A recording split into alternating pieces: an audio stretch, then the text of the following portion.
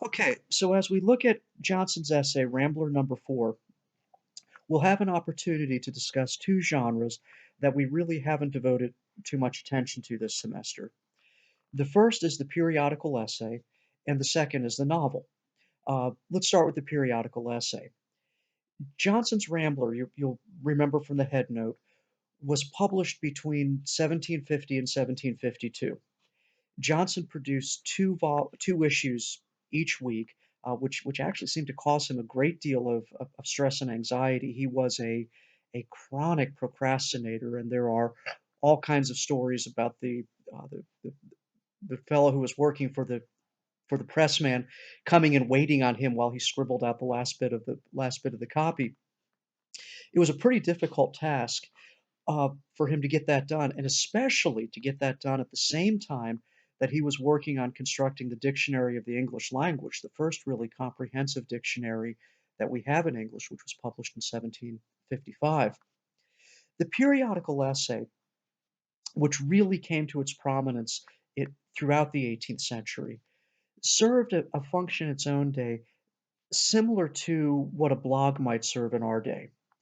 They were relatively short pieces of writing, as you can see in the selection that we have, and they were distributed widely, printed cheaply, passed around in coffee houses and other places, and they were really designed in some ways to shape public opinion and keep people informed.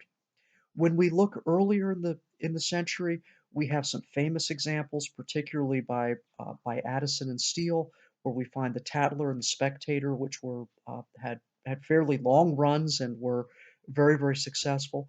We also find women creating their own periodicals.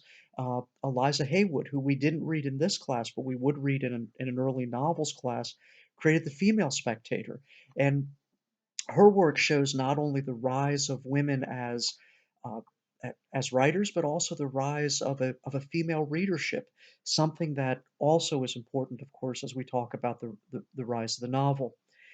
Johnson's forays into periodical writing in really in two works, in the Rambler and in the Idler, are a little bit different. One of the things that we would notice reading Johnson, say in comparison, especially to Addison and Steele, is that his sentence structure seems to be a lot more complicated.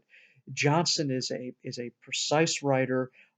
He uses a lot of very Latinate sounding words.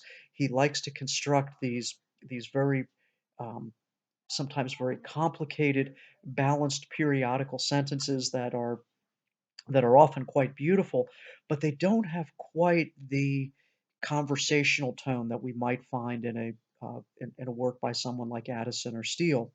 Another factor that really distinguishes uh, Johnson's writing is there is much more of a sense of him being a moral writer. For Johnson, literature always has a moral component, and what we find in his writings is he really is working not only to kind of shape opinion in terms of taste, uh, and not only to keep the writer amused, but also to instruct the writer in how to best live a successful, a moral, and an ethical life. That's a prominent feature of Johnson's writing, and one that I'll want us to take up when we begin discussing the essay in our discussion board tomorrow. The other genre that Rambler 4 gives us an opportunity to explore is the novel, something that exists outside of our class on neoclassicism, but would play a part in an early novels class.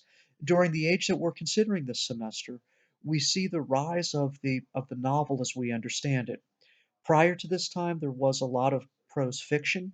It tended to be, as Johnson tells us in this piece, more along the lines of romances. Uh, they were often not in any way probable. They had these exaggerated characters, the knights in shining armor, the magical characters, the fairies and the goblins, uh, and the princesses in distress. But they weren't really, and they were prose fiction, but they weren't really novels. The novel, as it will emerge in the late 17th and really come to its fruition in the 18th century, will have a couple of distinctions. It will be more realistic. It will have characters that would seem a lot more like the readers themselves, sort of everyday characters, as we find in works by people like Daniel Defoe, and also in early novelists like Samuel Richardson. These characters will be in circumstances that are similar to the kinds of circumstances that everyday people might experience just going through their days. There is a quality within the novels that Ian Watt, an early critic writing in the 1950s, called formal realism, suggesting that the novel itself often appears to be an authentic report of, of a part of someone's life. That difference between the fantastic, which is really the realm of the romance, and the realistic, the realm of the novel, becomes a source of a kind of anxiety for Samuel Johnson, as we discover in Rambler number 4.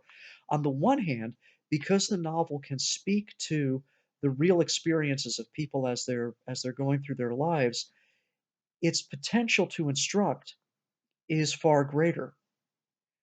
But that same potential to instruct can have a very dark turn if, in fact, the novelists are recording not the most morally instructive parts of life, but just taking a kind of snapshot of life.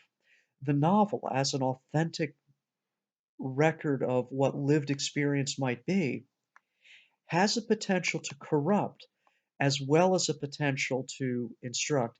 And that's where I really want to pick up our discussion of this essay tomorrow in our discussion board. And I want to see if we can tie what Johnson is saying to some of the writings that we've read earlier, and also see where he is diverging, and see also where we might find connections between the genre that was emerging in the novel and some of the works that we've been writing. But that'll be our topic for tomorrow. Okay, folks, take care. I look forward to our discussion.